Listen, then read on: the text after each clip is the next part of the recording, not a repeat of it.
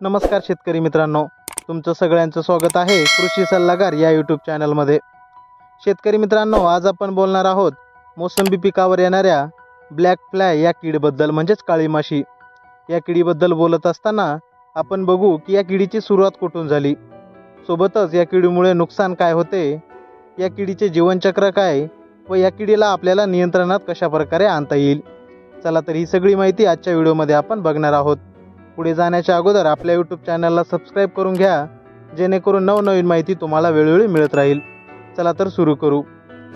शेतकरी मित्रांनो, काळी माशी म्हणजेच ब्लॅक फ्लाय, ब्लॅक फ्लायची सुरुवात ही भारतातूनच झाली, पण आता एशिया ते अमेरिकापर्यंत याचा प्रसार झाला आहे। काळी माशीचा प्रादुर्भाव जवळपास 300 पिकावर दिसून आला, परंतु मोसंबीसारख्या पिकांना, लिंबू वर्गीय पिकाला याचा जास्त अटॅक दिसून आला।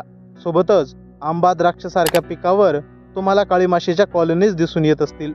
मग आपण बघू की याचे जीवनचक्र काय, म्हणजेच काळी माशीचे जीवनचक्र काय।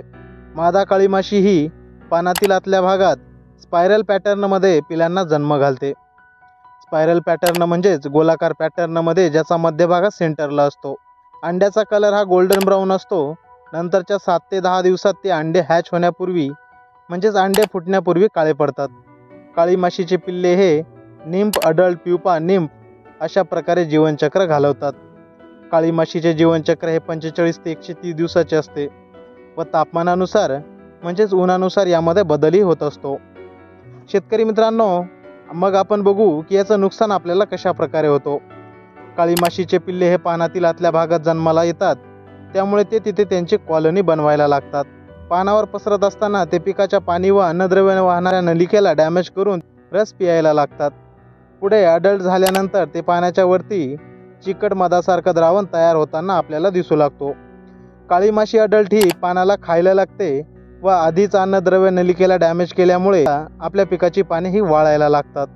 सोबतच आपल्या पिकाला पूर्णपणे कोकडा लागतो, पिकाची पाने खालच्या बाजूला कोकडायला लागतात।